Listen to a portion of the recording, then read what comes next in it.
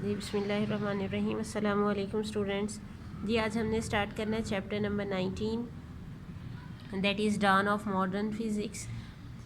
इसके जो शुरू के टॉपिक्स हैं वो आपके स्मार्ट सिलेबस में नहीं हैं, तो हमने स्टार्ट करना है ब्लैक बॉडी रेडिएशन से। ब्लैक बॉडी रेडिएशंस क्या है? When a body is heated it emits radiations and the wavelength of emitted radiations depend upon the temperature of the body. ये कहलाती हैं ब्लैक बॉडी रेडिएशंस के। जब हम किसी बॉडी को हीट अप करते हैं तो उसमें से जो रेडिएशंस इमिट होती हैं और वो टेम्परेचर डिपेंडेंट होती हैं, वो कहलाती हैं black body radiations. Long wavelength radiations are emitted when temperature of the body is low. Shorter wavelength radiations are emitted when temperature of the body is high. And the amount of emitted radiations is different for different wavelengths, so distribution of energy is different for different wavelengths. For example, when a platinum wire is heated, then at about 500 degrees centigrade, its color is dull red. At about 900 degrees centigrade, it changes to cherry red, and at 1100 degrees centigrade becomes orange red. At about 1300 degrees centigrade becomes yellow, and finally becomes white at 1600 degrees centigrade. It means that wavelength of emitted radiations decreases as the temperature of hot body increases. यानी हम ये कहते हैं कि lambda यानी wavelength inversely proportional होती है temperature के। जैसे जैसे टेम्परेचर बढ़ाते जाएंगे वेवलेंथ शॉर्ट होती जाएगी। ये 7 कलर्स होते हैं लाइट के: red, orange, yellow, green, blue, indigo and violet. Red colour की वेवलेंथ होती है मैक्सिमम। जैसे जैसे वायलेट एंड की तरफ जाएंगे वेवलेंथ कम होती जाएगी और वायलेट कलर की वेवलेंथ होती है मिनिमम। तो देखिए हमने टेम्परेचर जब लिया 500 डिग्री सेंटीग्रेड तो उसका कलर था डल रेड, यानी वेवलेंथ ज़्यादा थी लो टेम्परेचर पे। आपने टेम्परेचर इंक्रीज़ कर दिया 900 डिग्री सेंटीग्रेड पे, ये हो गई चेरी रेड। उसके बाद 1100 डिग्री सेंटीग्रेड पे हो गई ऑरेंज, यानी वेवलेंथ कम हो गई। 1300 डिग्री सेंटीग्रेड पे ये हो गया येलो, और वेवलेंथ कम हो गई। और 16 डिग्री सेंटीग्रेड पे वो फाइनली वाइट हो जाएगा, यानी मर्ज हो जाएंगे सारे कलर्स। इस तरह से ये जो लॉ है इसे हम कहते हैं वीन्स डिस्प्लेसमेंट लॉ, जिसके अकॉर्डिंग हम कहते हैं कि wavelength is inversely proportional to temperature.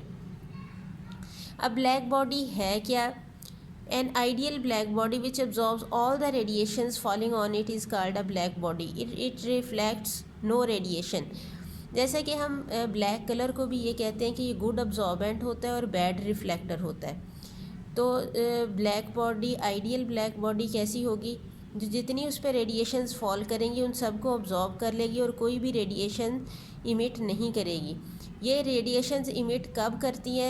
यानी रिफ्लेक्ट बैक नहीं करती, रेडिएशंस को अब्जॉर्ब कर लेती है। इसने दोबारा से रेडिएट कब करना है? जब हम उसका टेम्परेचर इंक्रीज़ करेंगे, यानी उस बॉडी को हीट अप करेंगे। When heated, it emits all types of radiations called black body radiations.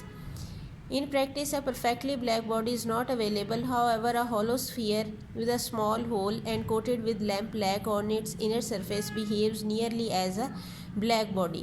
जो परफेक्टली ब्लैक बॉडी है वो तो हमारे पास अवेलेबल नहीं होता। हम खुद से ब्लैक बॉडी कैसे बनाते हैं कि एक लेते हैं हम एक हॉलो स्फीयर लेके जो अंदर से खाली हो, उसकी इनर सरफेस पे हम लैम्प ब्लैक कहते हैं, ये जो लैम्प से ब्लैक सा धुआं सा निकल रहा होता है जिसे काला कह देते हैं, वो उसके साथ हम उसकी इनर सरफेस को ब्लैक कर देते हैं। इस तरह हम बना लेते हैं ब्लैक बॉडी।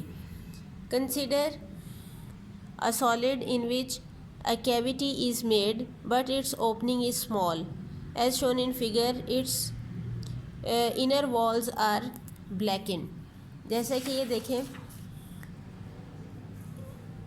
अगर ये है हमारे पास एक बॉक्स, इसकी इनर ये एक ओपनिंग है, इसी में से लीव कर सकती हैं रेडिएशन और इसी से एंटर हो सकती हैं।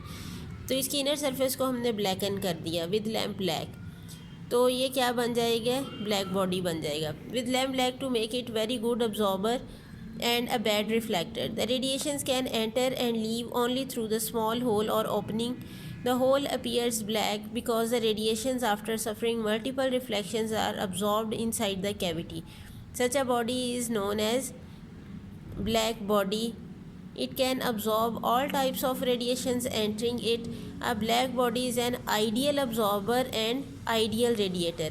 रेडिएट ये कब करेगा? जब हम इस ब्लैक बॉडी को दोबारा से हीट अप करेंगे तो जितनी एनर्जी इसने अब्जॉर्ब की होगी, यानी जितनी रेडिएशंस अब्जॉर्ब की होंगी, उतनी ही रेडिएशंस को ये रेडिएट कर देगा।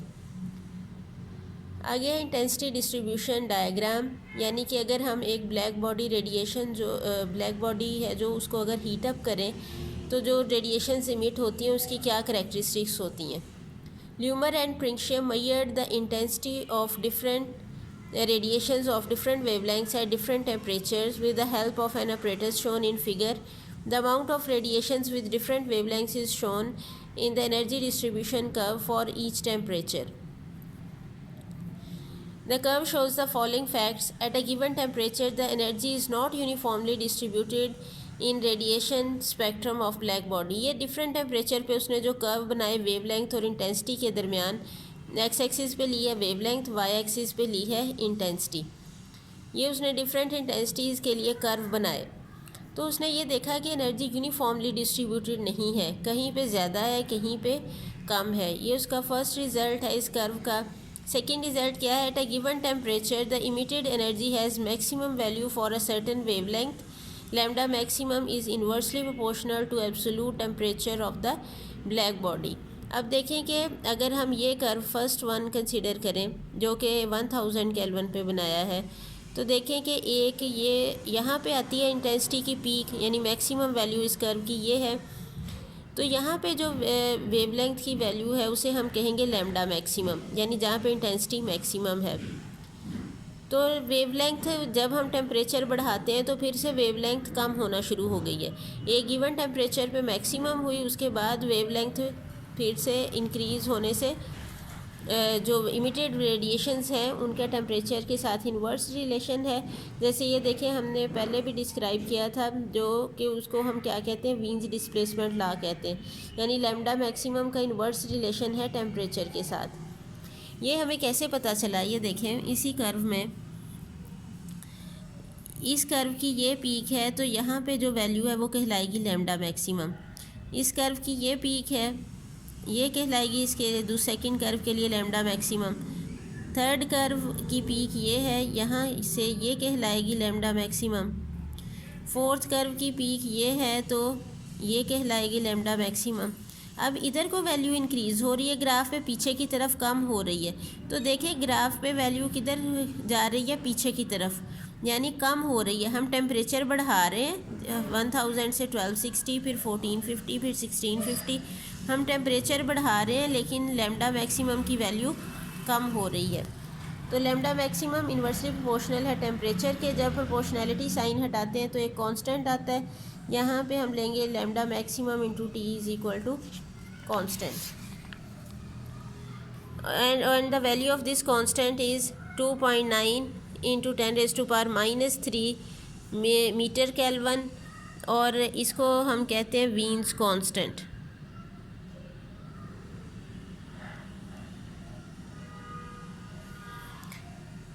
From the above equation, it is clear that as temperature increases, the wavelength lambda maximum decreases and it shifts towards shorter wavelength. अगला result क्या है?